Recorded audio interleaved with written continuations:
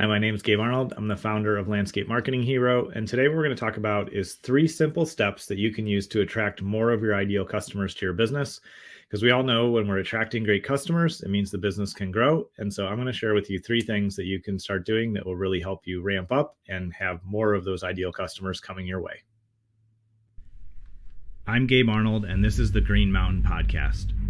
We are the champions who brave the elements to create beauty. We see chaos and create order. We are never afraid of hard work, and we understand the power of strategic thinking and intentional actions. We come from all walks of life, and we will never allow our past to determine our future potential. We create beauty around the homes of our customers and increase the value of our community with the work that we do every day. We understand the power of consistent branding because it helps us grow and serve all those around us. We practice effective sales so our company, employees, and community can benefit from the value we add. We intentionally invest in operational habits that help us deliver excellent results to our customers on a continual basis. We understand that powerful and beautiful things take time to grow, and with consistent watering and intention, amazing results can happen. We are committed to making the world a better place by being positive examples to all those around us. We don't allow anyone to look down on us because we know the value we bring to our community as leaders.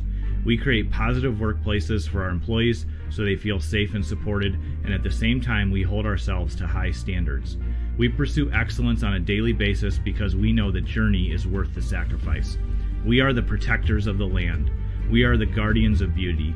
We are the heroes. We are landscapers.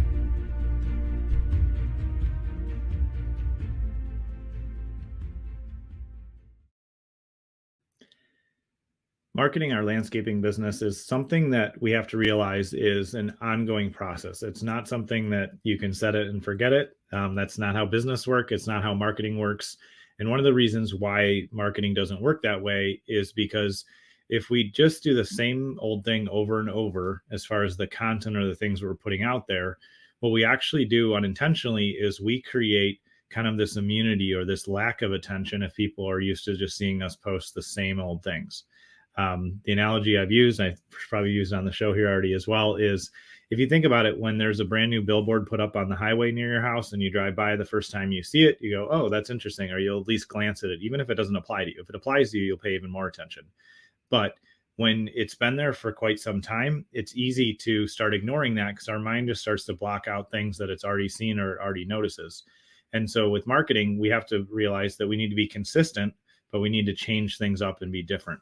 And so one of the ways that we can be different and make it so that our prospects are seeing us and it's attracting more of those customers is to actually post a new win every week. So if you launch a new project, you can show early stages of what you're building. If you finish a project, that's even better because you can show the before and after photos.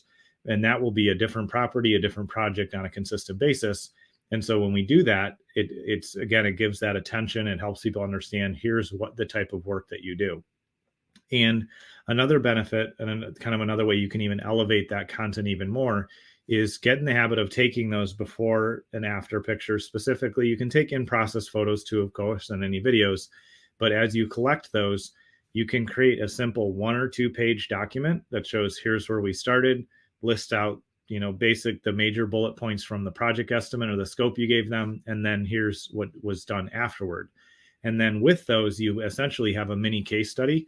And if you start collecting those, when you go out on sales appointments, you can go through and say, like, here's a project we did, for this client in your community or in town here.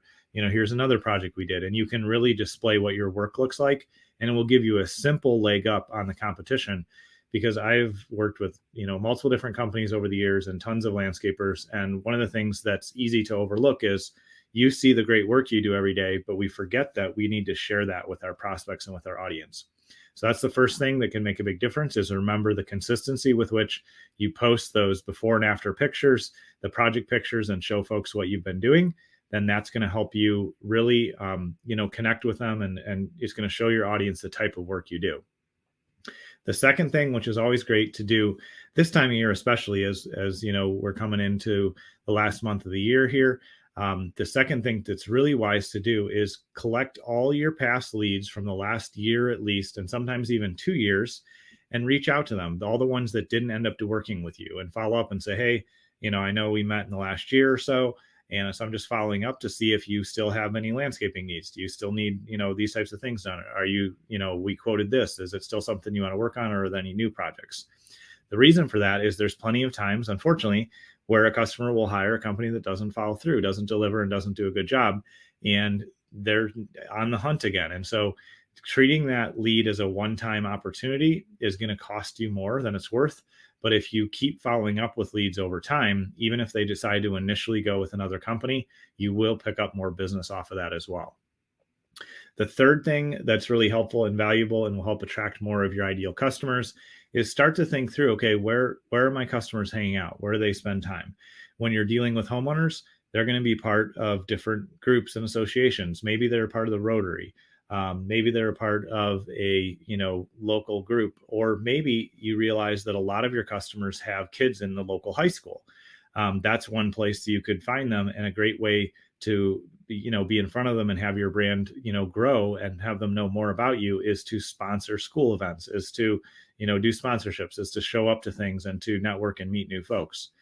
When you're talking about commercial services and business contracts, you can join your local chamber and you can meet people there. You can join BNI groups. There's a bunch of business networking groups, and if you just choose one to focus on for a short season, you can meet everybody, you can introduce yourself, you can go to the events, and you can connect with folks there. And then after you've invested and met a bunch of folks there and have relationships there, then you can shift your focus and time somewhere else. What I often tell landscapers is, if you're going after commercial contracts, joining your Chamber of Commerce is a great way to do that. And depending on the size of the chamber, if it's a smaller chamber, let's say there's 100, 150 members, you can probably spend a year in that Chamber of Commerce and make sure you go to as many events as you can, meet people, go to coffee, take people to lunch, spend some time and a little bit of money to build those relationships. And then once you have good relationships there, if you feel like you've kind of gone through that whole networking group and met as many people as you can, then you can find a new group. If you are a part of a chamber where there's hundreds or thousands of members, you can stay in it longer and just be really intentional about working your way through the membership list. Again, introducing yourself and finding new folks to connect with, because when we do that, we're building relationships. They know who we are and they may be interested in hiring us, or it may be the case where they actually want to, refer you to somewhere else, to someone else. And so with our, activities on a daily basis, our goal is to always bring in new customers. And so if we're posting on social media, we're sharing on our website, we're putting our information out there about before and after projects, that's a great way to share our work and our success. If we follow up on all of our old leads for the past year or two and you call through those, you can always generate work from those. I've never done that and not had great success. And the third thing is you can find the networking groups and community events and things like that where your prospects are already hanging out, and you can sponsor them. You can join chambers, you can join those groups, and you can build relationships there. If you're willing to invest in those three simple areas, you'll attract more of your ideal customers. And just remember that marketing and sales is consistency over time, but it is changing up with new things and new ideas so that you're not getting ignored because your messaging stays the same. If you need any help with your marketing and you want to grow your landscaping business, we'd love to help you. You can reach out to us at landscapemarketinghero.com, and I look forward to seeing you on tomorrow's episode.